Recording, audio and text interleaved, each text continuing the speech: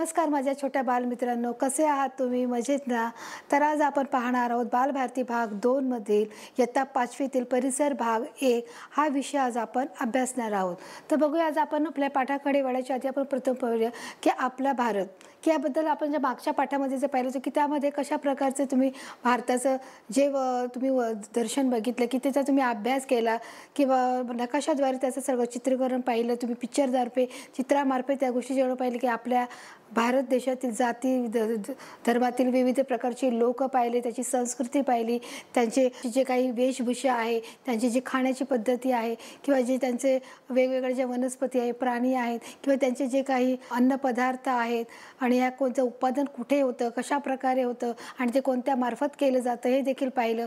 त्याप्रमाणे भारत हे लोकशाही प्रकार कसा आहे या देखील सर्व घटकांचा अभ्यास आपण परिसर भाग 1 मध्ये केलेला आहे, की त्यामुळे ना आपला पाठीमागचा नकाशा आपल्या सोबती याचा आपण सविस्तरपणे अभ्यास केला आहे. परंतु आज आपण ओळख भारताची याचा आपण अभ्यास केलेला आहोत. पण आता आपण पाहूया की आपल्या नवीन भागाकडे, आणि आपल्या नवीन भागाचं नाव आहे आपले घर व पर्यावरण. मुलांना आपले घर व पर्यावरणाच्याकडे काय महत्त्वाचं, की आपले घर आपल्याला कशासाठी महत्त्वाचं आहे आणि त्याच्यात पर्यावरणाचं काय महत्त्व आहे, की जर आपल्याला घराची का गरज आहे, त्याच्यातील पर्यावरण काय आहे, की घराची प्राकृतिक रचना कशी आहे, त्याचे जे जलविभाग आहे ते कशा प्रकारे आपल्याला बघायला मिळतात, या सर्व घटकाची आपण प्रस्तावनेद्वारे आपण माहिती घेणार आहोत. की त्याचं काय सांगितले काय, की या पाठामध्ये आपण घरे कशी बांधली जातात, त्यासाठी लागणारं साहित्य काय आहे, कोणकोणत्या बाबीपासून आपल्याला संरक्षण मिळते, घराची रचना, त्याचे आकार, घराचे वापरलेले बांधकामाचे जे साहित्य आहे, तसेच घरापासून आपल्याला कोणत्या बाबीपासून संरक्षण मिळते, घरातील घर अ ब क प्रकारात मोडतात, त्यातील फरक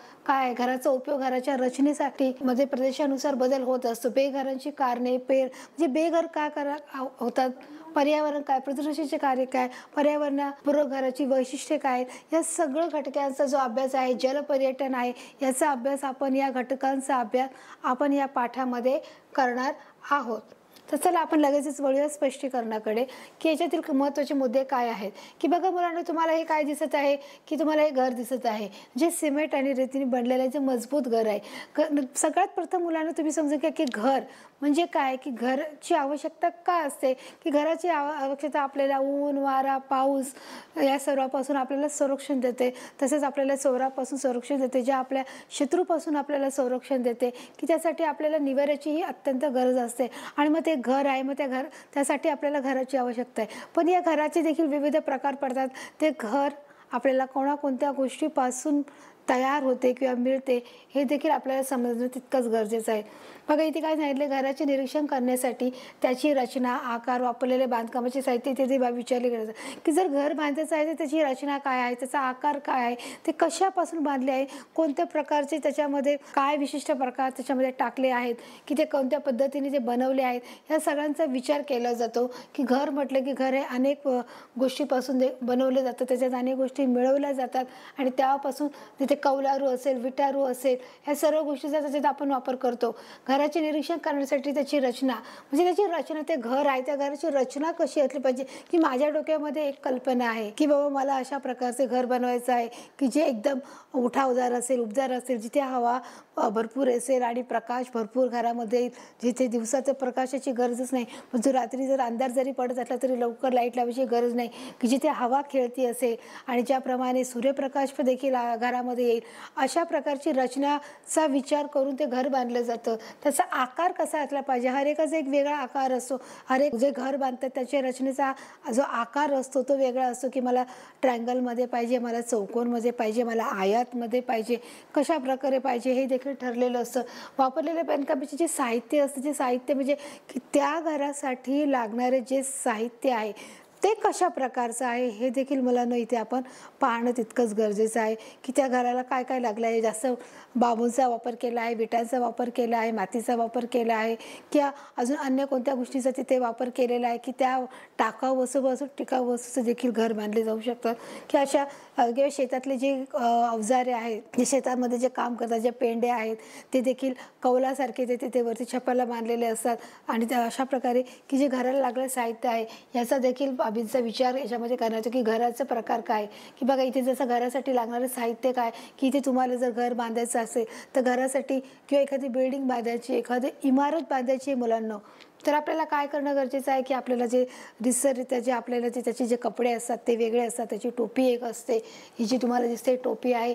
तुम्हाला एक आराखडा तयार असतो की जो आराखड्याशिवाय तुम्ही तो एक ब्ल्यू प्रिंट असते, ते ब्ल्यू प्रिंटशिवाय तुम्ही तो इमारत, ती बिल्डिंग किंवा ते एखादं कोणतेही गोष्ट तुम्ही एखादं हॉस्पिटल म्हणा किंवा एखादी प्रयोगशाळा म्हणा, एखादी शाळा म्हणा, तुम्ही बांधू शकत नाही. तुमच्या हातामध्ये आधी जो ब्ल्यू प्रिंट असणं गरजेचं आहे आणि त्या ब्ल्यू प्रिंटद्वारे, त्या नकाशाद्वारे किंवा जो तुम्हाला तक्ता दिला गेलेला आहे, अशा प्रकारची ब्ल्यू प्रिंट असते. त्याच्याद्वारे तुम्ही हर एक गोष्ट काय करू शकता, पुढची पायरी तुम्ही गाठू शकता की आपल्याला अशा प्रकारे हे बांधायचं आहे. म्हणजे फक्त जो सांगणारा जो असतो त्याच्या हाताखाली बरेच मजूर असतात आणि तो जसं जो व्यक्ती सांगतो, जो मुख्य माणूस असतो, जो कॉन्ट्रॅक्टर असतो, तो जे सांगतो त्याप्रमाणे खालच्या मजुरांना सर्व काम करावं लागतं. त्यासाठी एक स्केल असते, माप असतं त्यांचं वेगळ्या प्रकारचं आणि जे काही दुर्बीण असतात आणि अनेक ज्या गोष्टींचा त्याच्यामध्ये वापर करण्यात गेला असतो की घर बांधायचं ठरलं की एखादी इमारत बांधायची ठरली तर या सगळ्या साहित्यांचा आपल्याला वापर करावा लागत असतो. आता बघा, तुम्ही घर बांधण्यासाठी कोणते साहित्य वापरतात व कोणत्या दोन घरामध्ये काय फरक आहे. आता जर तुम्हाला घर बांधायचं आहे तर आधी समजा एखाद्या त्या घराच्या जागी जर प्लेन असेल घर, तर त्याच्यामध्ये घर बांधण्यासाठी तुम्हाला कोणत्या म्हणजे गाडीची गरज नाही, पण घर बांधण्यासाठी तुम्हाला काही साधनांची आवश्यकता असते. ती साधने तुम्हाला इथे दिसत आहेत. ही साधने बऱ्याच वेगवेगळ्या प्रकारची आहेत. याच्यामध्ये तुम्हाला कुठलाही म्हणजे थोडा सारखा प्रकार नाही, थोडंफार म्हणजे 4 चाकाची आहे, पण हे प्रत्येक जे तुम्हाला साहित्य जे साधन दिसत आहे, हे साधन वेगवेगळ्या कामासाठी इथे वापरलं जात असतं. जेव्हा इमारत बांधत असतं, जेव्हा एखादी बिल्डिंग बांधत असेल, तेव्हा या सर्व प्रकारचा त्याच्यात माल इथून तिकडे घेऊन जाण्यासाठी एक वेगळ्या प्रकारची गाडी असते. परत ते सिमेंट भरून घेऊन जाण्यासाठी वेगळी गाडी असते. जर तुम्हाला रस्ता प्लेन करायचा असेल तर या रोड रोलरचा वापर करावा लागतो.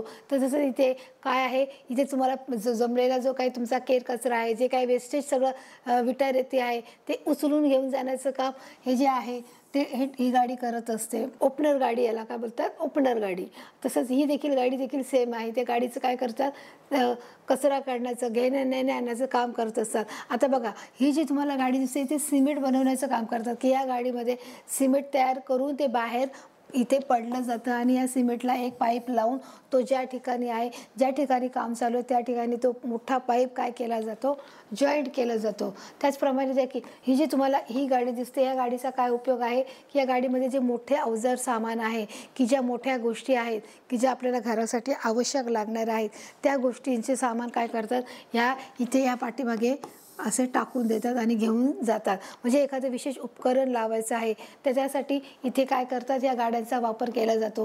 तर म्हणजे कचरा उचलण्यासाठी, वेस्टेज वस्तू उचलण्यासाठी, तसं तिथे सिमेंट बनवण्यासाठी केला जातो. हा जो रोड रोलर आहे, ह्या रोड रोलरचं काम जमीन सपाट करण्यासाठी किंवा जमिनीमध्ये खडी टाकलेली आहे ती खडी सपाट करण्यासाठी या रोड रोलरचा देखील वापर केला जातो. तशा अनेक अन्य प्रकारच्या ज्या गाड्या आहेत त्या देखील अन्य सर्व ज्या गाड्या आहेत या सर्व गाड्यांचा वापर हा वेगवेगळ्या कारणासाठी केला जातो आणि म्हणूनच या सर्व वाहनांची देखील तितकीच आवश्यकता आपल्याला इमारत बांधताना देखील लागू शकते. बघा, इथे तुम्हाला काय दिसत आहे की दोन घरामध्ये काय फरक आहे की बाबा इथेही घर बांधत आहे, इथेही घर बांधत आहे, परंतु याच्यामध्ये काहीतरी फरक आहे. हा फरक तुम्हाला देखील जाणवत आहे की बघा या फरकामध्ये तुम्हाला काय दिसत आहे की इथे हे जे बांधत आहे साहित्य हे पूर्ण लोखंडाचं आहे की इथे ज्या गोष्टीसाठी म्हणजे इथे एखादी गोष्टीची जी निर्मिती करत आहे ज्या गोष्टीसाठी की जे याचं मटेरियल वेगळं आहे, याचं सिमेंट रेतीचं मटेरियल आहे, तर यामध्ये वेगळ्या प्रकारचे काय प्रकारे विशिष्ट प्रकारचे त्यांनी काय केले आहे, एक लाकडाचं घर बांधलेलं आहे, एक बांबूचं घर बांधलेलं आहे. म्हणजे या दोन घरामध्ये फरक आहे. हर एक घरामध्ये फरक असू शकतो. बघा की तिथली जी प्रदेशातली ज्या गोष्टी आहेत त्या साधनांचा वापर करून घरांचा काय केला जातो, निर्मिती केली जाते. म्हणजे जसं आता जिथे जास्त प्रमाणामध्ये लाकूड असते ते लाकडांचे किंवा बांबूचं घर बांधलं जातं. जिथे जास्त माती असेल तर मातीचं देखील घर बांधलं जातं. ज्या मातीच्या भिंती असतात त्या उभारल्या जातात. काही ठिकाणी शेणाने देखील घर सावरलं जातं. जिथे लादी न टाकता शेणाने घर सावरलं जातं, बरोबर आहे. आणि मुंबईसारख्या शहरी भागाच्या ठिकाणामध्ये सिमेंट, रेती आणि वाळू याचा वापर करून सिमेंट रेतीची पक्की घरे ही देखील बांधली जातात. मुलांनो, घरांच्या विविध प्रकार आहेत, ते बांधण्याचेही प्रकार आहेत आणि ते असं जरुरी नाही की एकच प्रकारे बांधलं जातं, त्याच्यामध्ये बरेच प्रकार पडतात. इथे बघा, इथे काय दिलं आहे, हे तुम्हाला एक घर दिलं गेलं आहे. हे घर हे खूप मोठं आहे, बरोबर आहे. या घरामध्ये पुष्कळ लोकं राहू शकतात.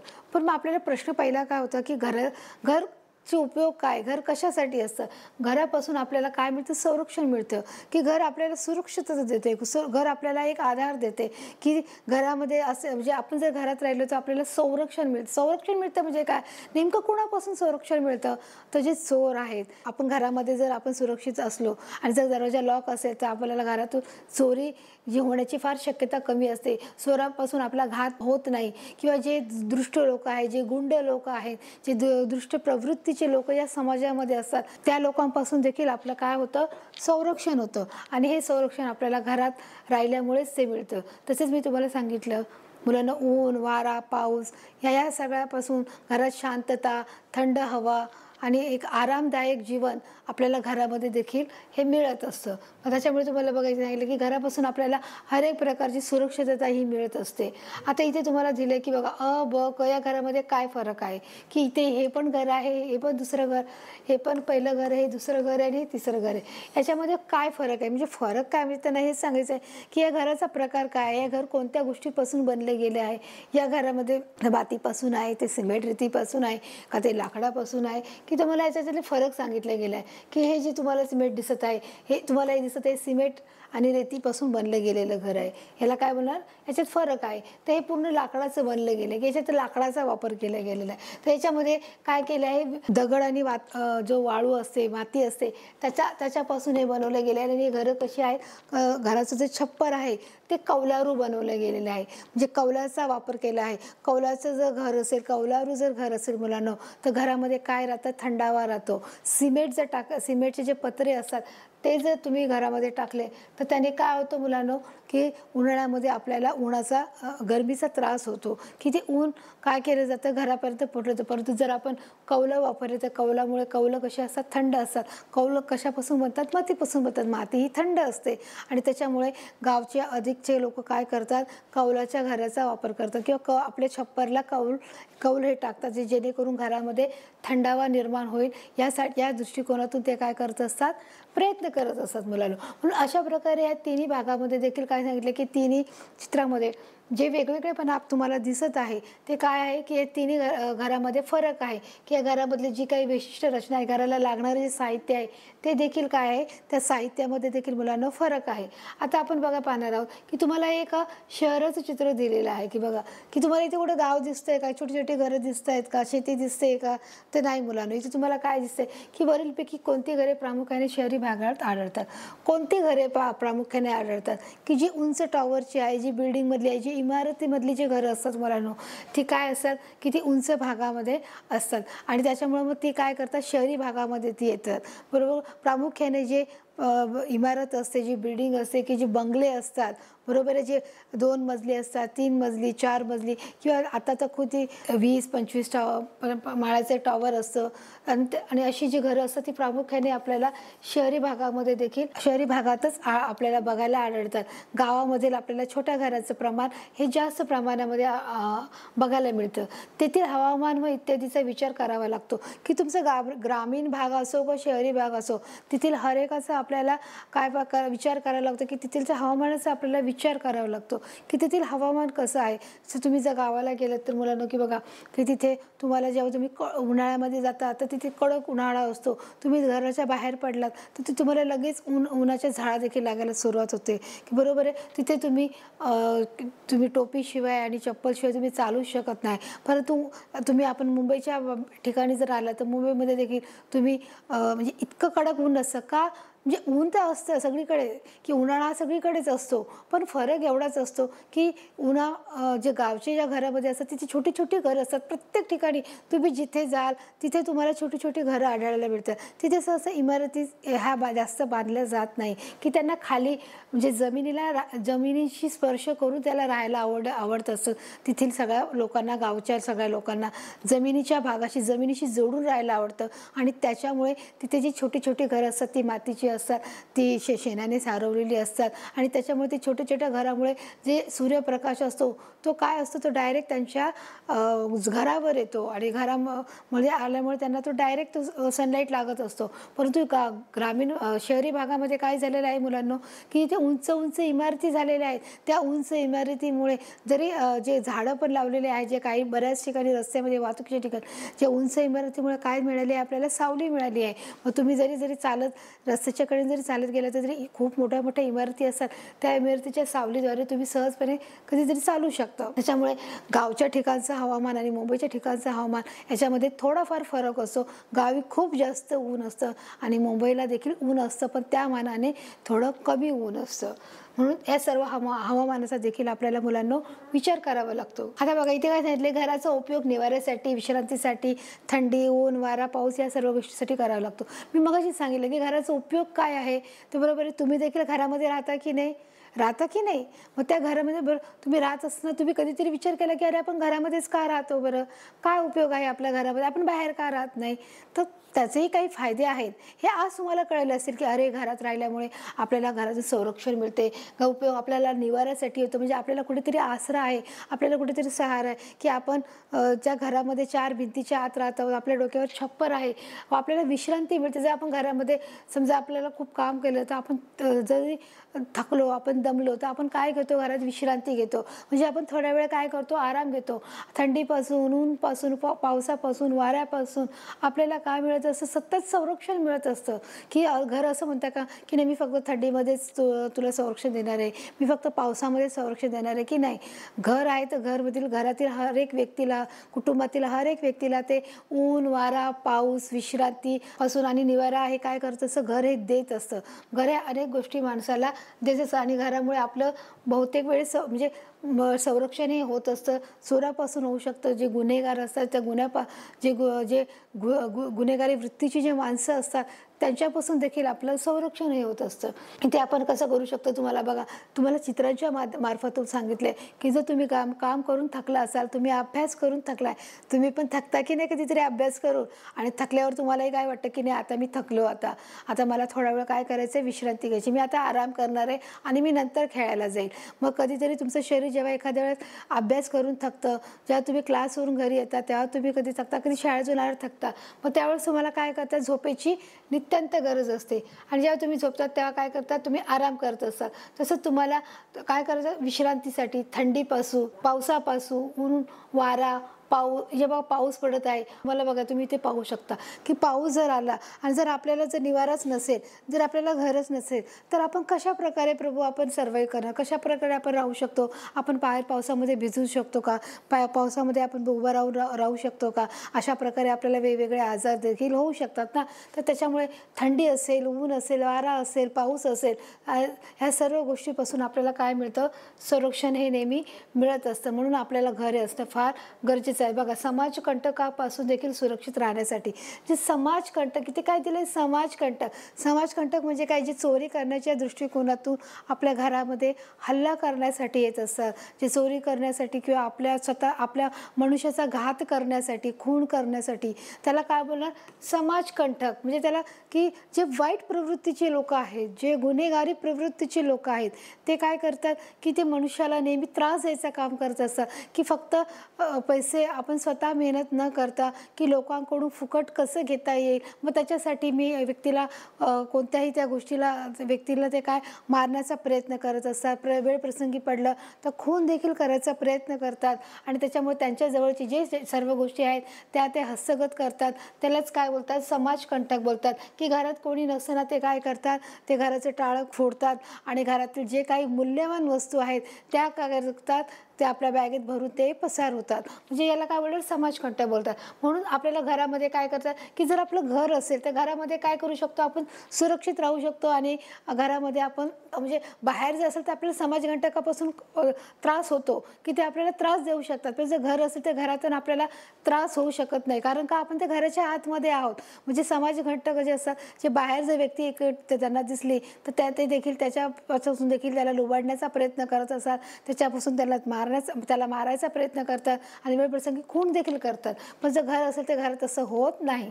तर बघा इथे तुम्हाला काय सांगितलं आहे की घराच्या रचनेत प्रदेशानुसार बदल होत असतात, की घराच्या रचनेत प्रदेशानुसार म्हणजे त्या त्या भागामध्ये, त्या त्या राज्यात, त्या त्या प्रदेशात ज्या गोष्टी उपलब्ध आहेत त्या गोष्टीपासून काय करतात, घराच्या रचनेत बदल होतो. मी तुम्हाला मगाशीच सांगितलं मुलांनो की ज्या प्रदेशामध्ये ज्या गोष्टीची उपलब्धता ही जास्त असते त्या काय करतात, त्या प्रकारापासून ते काय बनवतात, घर बनवतात. की जसं अर्थ उदाहरणार्थ जिथे माती आहे तर जर तिथे खूप प्रमाणात जर माती आहे तर त्या मातीचं काय करतात, ते भिंती बनवतात आणि ते छप्पर असतं ते बैलांना गायींना जे वैरण घालतात ते त्याचं काय बनवतात, ते छप्पर बनवतात.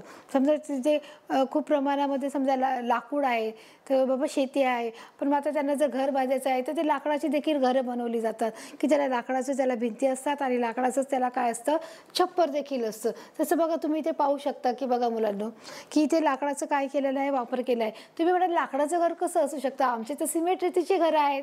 बरोबर आहे ना, अर्थातच आपलं जे आहे ते सिमेंट रेतीचं, पण प्रामुख्याने सिमेंट रेतीचं जे घर आहे पक्कं घर आहे. जे सिमेंट रेती आणि विटा याने मिळून जे बनवलेलं जे घर आहे मुलांना ते काय आहे, पक्कं घर आहे. आणि हे देखील जे घर आहे हे देखील पक्कंच असतं, परंतु ते जास्त प्रमाणामध्ये पक्कं असतं. आता बघा हे घराला आपण जर किती वेळा लाकडाच्या घराला आपण जर मारण्याचा प्रयत्न केला तर ते निश्चितच ते 5, 6, 7, 8, 10 वेळा आपण जर त्याला जर त्याच्यावर हातोडा मारला तर ते फुटून जाईल, तुटून जाईल. परंतु सिमेंटच्या घराला तसं नसतं. तुम्ही कितीही लाथा मारा, हाताने त्याला धक्का द्या, ते तुटणार नाही, फुटणार नाही. ते कसं असतं, पक्कं असतं.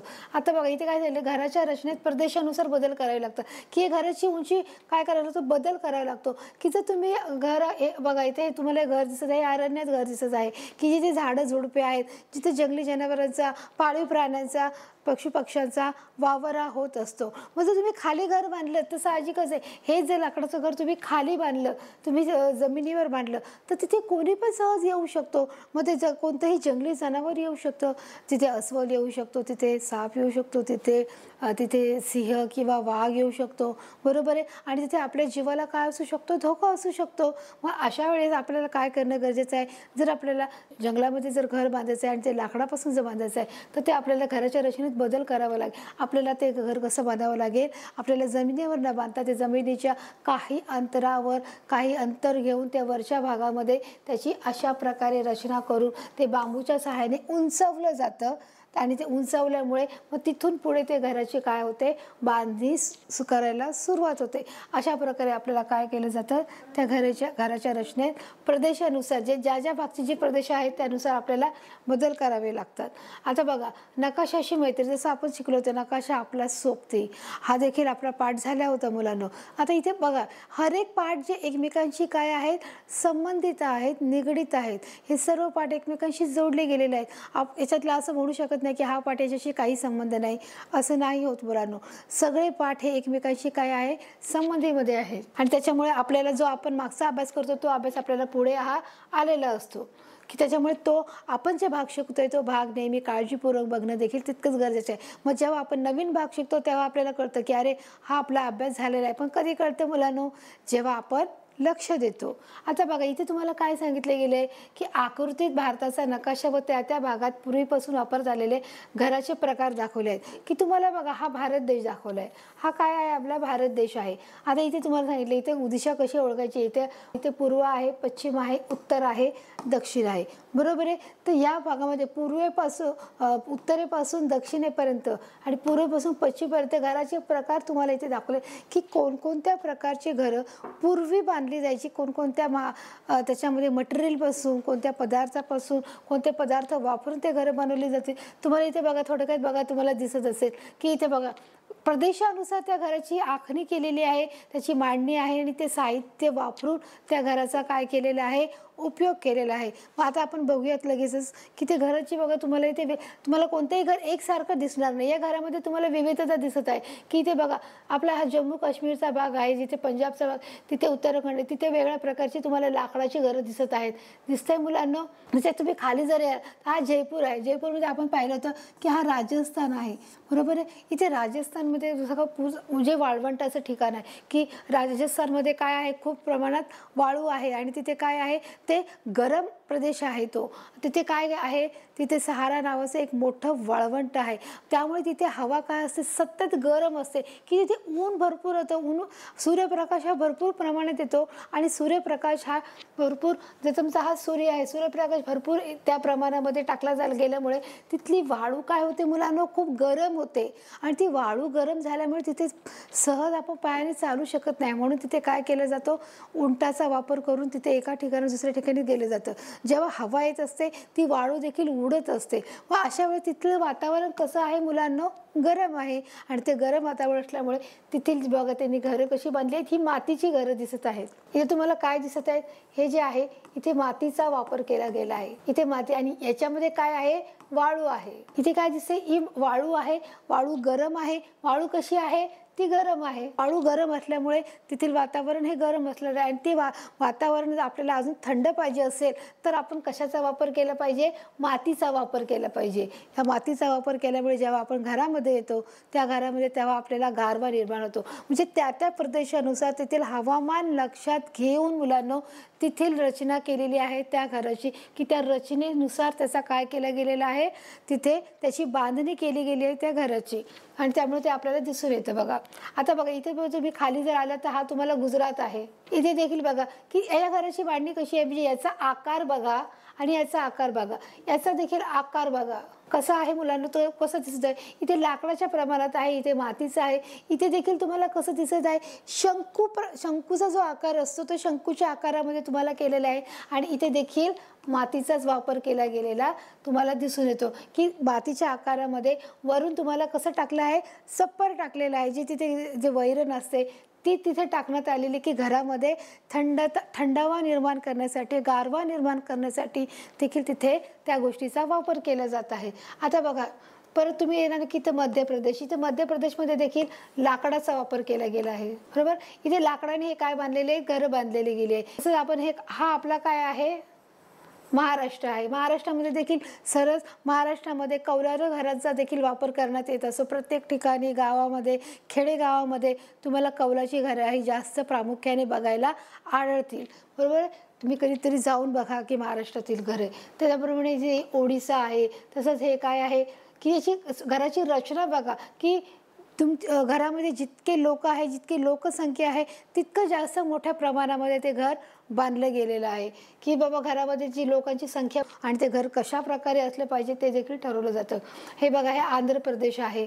बरोबर आहे, हा बँगलोर आहे. बँगलोरमध्ये देखील लाल प्रकारची घरं ही प्रामुख्याने पाहायला मिळतात. तुम्ही जेव्हा बँगलोरला जाताल तेव्हा मुलांना की तिथे देखील, किंवा कोकण या भागामध्ये देखील जातात, कोकण किनारपट्टीच्या त्या भागाला, गोव्या या ठिकाणी जातात, तर तिथे मला लाल माती दिसत आहे, की तिथे तुम्ही जेव्हा चालतात तेव्हा तुम्हाला तिथे पूर्ण लाल लाल दिसेल. म्हणजे तिथली माती जी आहे ती लाल आहे. आणि ती लाल माती असल्यामुळे तुम्हाला बहुतेक घरं देखील तुम्हाला हे लाल प्रकारची ज्या भिंती तुम्हाला दिसतील ते मातीचे असतील, पण ते लाल असतील बघा, की त्यामुळे बघा तुम्हाला इथे लाल दिसत आहे बँगलोर या ठिकाणची. की म्हणजे प्रत्येक ठिकाणची जी घराची जी बांधण्याची पद्धत आहे तिथे त्या त्या भागातील साधनावर आणि तेथील हवामानावर अवलंबून आहे. म्हणून त्यांनी सांगितलं की घराचे प्रकार दाखवले, की घराचे वेगवेगळे प्रकार आपण आता पाहिले, ते कशा प्रकारे आहेत, का आहेत, ते देखील आपण अधिक याचा आपण सविस्तर अभ्यास याच्यामध्ये केलं गेलेलं आहोत, की कशा प्रकारे घराची देखील बांधणी करण्यात आलेली आहे. हे सगळ्यांचा अभ्यास आपण की बघा, घराचा आकार देखील तुम्हाला वेगळा दिसत आहे. तर आता इथे तुम्हाला काय सांगितले ते बघा. काही ठिकाणी आता भारत देश आहे, भारत देशामध्ये पाऊस हा नेहमीच पडत असतो, ऋतुमानानुसार फरक असतो. उन्हाळा आला की पावसाळा, पावसाळा आला की हिवाळा आला. पण कसं असतं मुलांना की कधी असं कमी जास्त प्रमाण या ऋतूमध्ये देखील होऊ शकतं. जर उन्हाळा जरी आला तरी ऊन हे सगळीकडे असं नाही म्हणत की आमच्याकडे ऊन थोडं कमी जास्त आहे. सगळीकडे उन्हाळा हा असतो, सगळीकडे हा सारखाच. पाऊस देखील पडतो, तो पण पाऊस देखील कसं पडतो की हा सगळीकडे सारखा पडत नाही. कधी कोणाकडे कमी पडतो, तो कोणत्या भागात जास्त पडतो. बरोबर आहे, की ऋतुमान जरी तो काळ जरी जो मोसम चालू असला तरी पण त्याच्यामध्ये देखील कमी जास्तपणा हा असू शकतो. त्या त्या प्रदेशाच्या मानाने, त्या त्या हवामानाच्या मानाने काय होऊ शकतो की हा पाऊस आहे हा काही भागामध्ये कमी पडतो, तर काही भागामध्ये हा जास्त देखील पडलेला आपल्याला बघायला मिळतो. तसं बघा, आता तुम्हाला काय दिलं, जास्त पावसाचे प्रदेश, की जास्त पावसाचे प्रदेश कोणत्या भागामध्ये आढळतात. तर बघा आपला हा काय आहे, परत बघा इथे आलं दिशा, हा उत्तर आहे, हा दक्षिण आहे. बरोबर आहे, हा दक्षिण आहे आणि हा पूर्व आहे आणि ही पश्चिम आहे. तर मला सांगा, की मग आता तुम्ही मला सांगा, की जास्त पावसाचे प्रदेश हे कोणत्या भागामध्ये पडतात आपल्याला? ते दक्षिण ते पश्चिम किंवा पश्चिम ते दक्षिण ही जी किनारपट्टी आहे, इथे काय पडत आहे? पाऊस पडत आहे. अजून दुसरी गोष्ट म्हणजे मुलांना इथे काय आहे, की इथे काय आहे?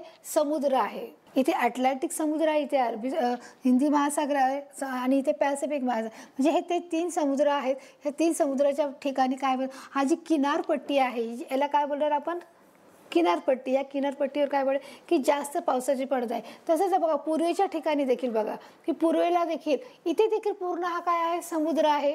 समुद्राच्या ठिकाणी बहुतेक जास्त पाऊस पडण्याची दाट शक्यता असते आणि ते भरपूर प्रमाणामध्ये तो पाऊस पडत असतो. उत्तरेला बघा काय आहे, की उत्तरेला काही भागामध्येच पाऊस पडत आहे. बरोबर आहे. मग राहिला हा जो पूर्ण भाग आहे, इथे पाऊसच पडत नाही असं होतं का? तर असं तर नाही होत, की इथे देखील पाऊस पडतो, असं नाही की इथे पाऊस नाही पडत. परंतु त्यांनी काय सांगितले? जास्त पावसाचे प्रदेश सांगितले, की जास्त पाऊस हा कोणत्या प्रदेशामध्ये पडतो हे आपल्याला त्यांनी इथे नकाशाच्या मार्फत दाखवलं आहे, की जो समुद्र किनारीपट्टीचा जो भाग आहे, तसेच बघा इथे देखील पूर्वेचा जो समुद्र किनारपट्टीचा भाग आणि जो पश्चिम ते दक्षिणमधील समुद्र किनारपट्टीचा जो भाग आहे त्या ठिकाणी आणि उत्तरेला काही भागामध्ये पाऊस पडतो. मग याचा अर्थ असा नाही की मध्य भागामध्ये पाऊस पडत नाही का? तर मुलांनो, तिथे देखील पाऊस पडतो. तो कमी जास्त प्रमाणामध्ये हा पडलेला आपल्याला बघायला मिळत आहे. तर आता आपण पाहिलं की जास्त पावसाच्या प्रदेशामध्ये कुठे पाऊस पडतो.